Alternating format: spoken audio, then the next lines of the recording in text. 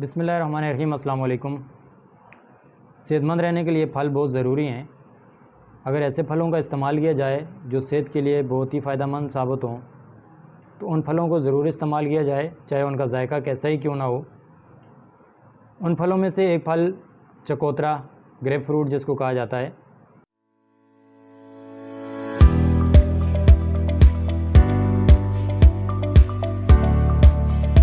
अक्सर लोग इसका नाम सुनकर मुंह बना लेते हैं। उनकी नज़र में इसकी कोई हैसियत नहीं है, लेकिन बहुत ही कीमती और कुदरत का एक ख़ास अनमोल जो है वो तोहफ़ा है।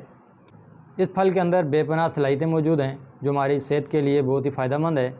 जहां हम लाखों करोड़ों अपनी बीमारियों के ऊपर ख़र्च करते हैं और अगर वक्त से पहले, उन बीमारियों से पहले हम अपनी सेहत के लिए अच्छे फ्रूट्स या अच्छी खुराक का इस्तेमाल कर लें तो उन बीमारियों से बचा जा सकता है।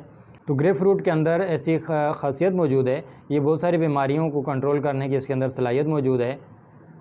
ख़ास तौर पर कोलेस्ट्रॉल को कम करने की सलाहियत मौजूद है।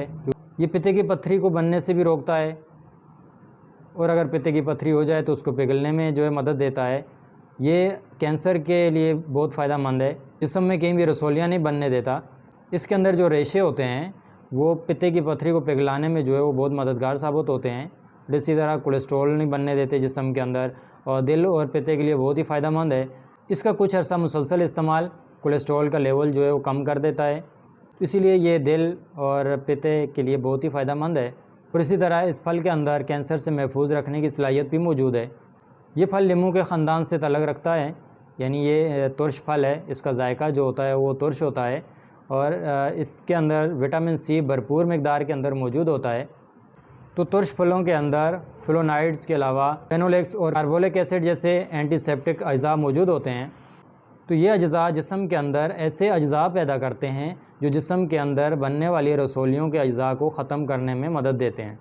ये फल विटामिन सी से भरपूर होता है। एक फल के अंदर तकरीबन 41 मिलीग्राम विटामिन सी मौजूद होता है।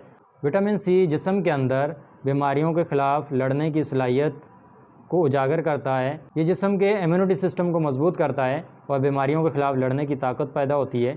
पाकिस्तान में देखा जाए तो ये दो तरह का फल मौजूद होता है, एक सफ़ेद होता है और दूसरा सुर्ख होता है। तो सुर्ख जो है बहुत ज़्यादा फ़ायदेमंद है। इसके अंदर लाइकोपीन नामी कैरोटीन मौजूद होता है जो कि सरतान यानी कैंसर के ख़िलाफ़ जो है वो जिस्म की क़ुव्वत मुदाफ़ियत को बढ़ाता है और कैंसर के ख़िलाफ़ लड़ने की सलाहियत जो है इसके अंदर मौजूद होती है।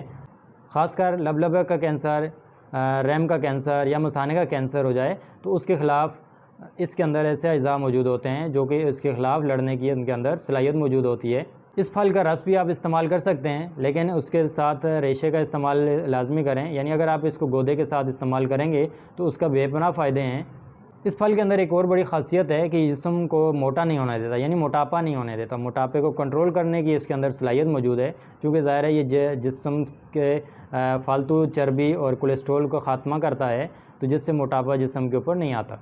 इसके कुछ अर्सा इस्तेमाल से जिस्म में कोलेस्ट्रॉल और चर्बी का लेवल जो है वो इंतहाई कम हो जाता है। इसको बहुत ज़्यादा मकदार में खाना भी नुकसानदेह है। ये सर्द मिजाज फल है और ये गर्म मिजाज लोगों के लिए बहुत ही फ़ायदेमंद साबित होता है। और इसको खाने का तरीका ये है कि इसको आहिस्ता आहिस्ता करके जो है इसकी मकदार बढ़ाते जाएं, यानी एकदम जो है इसकी ज़्यादा इसको इस्तेमाल ना किया जाए, बल्कि थोड़ा थोड़ा करके जो है वो इसको इस्तेमाल करें, फिर आहिस्ता आहिस्ता इसकी मकदार बढ़ाते जाएं। क्योंकि अगर एकदम आपने इसको ज़्यादा इस्तेमाल कर लिया तो आपकी आंतें जो हैं इसको जज़ब नहीं कर पाएंगी, क्योंकि कुछ लोगों की आंतें और मैदा जो है उसको ज़्यादा मकदार में अगर इस्तेमाल कर लेते हैं तो कबूल नहीं करता, जिसकी वजह से जो है वो दस्त लग जाते हैं। इसका जायका अच्छा करने के लिए इसके साथ काली मिर्च और नमक का इस्तेमाल करके इसका जायका बेहतर कर सकते हैं। अगर आपका गला ख़राब है या फेफड़ों का कोई मसला है तो इसको इस्तेमाल करने से एहतियात करें। जहाँ इस फल के फ़ायदे हैं वहाँ इसके नुकसानात भी हैं। तो नुकसानात उसी सूरत में होंगे जब आप इसको बहुत ज़्यादा मकदार में इस्तेमाल कर लेंगे, तो फिर ये जिस्म के अंदर नुकसान भी करेगा, क्योंकि ये कैल्शियम को कंट्रोल करता है और कैल्शियम का ज़िया जिस्म के अंदर से फालतू कैल्शियम का जो है वो ज़िया करता है। तो जब आप इसको ज़्यादा मकदार में खाएंगे तो ये जिस्म से ज़्यादा कैल्शियम की मकदार को जो है वो निकालेगा, तो फिर जोड़ों के अमराज वगैरह पैदा होने का ख़तरा होता है।